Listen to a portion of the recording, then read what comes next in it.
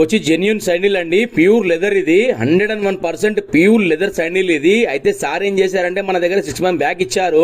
ఇక మనం పని ఒత్తిడిలో పని చూసుకోలేదు, నేను కూడా ఒక కవర్లో ప్యాక్ చేసి ఉండే. అయితే సార్ ఈ మధ్యకాలంలో ఫోన్ చేసి బాబు నా శాండిల్స్ బాబు అని చెప్పారు.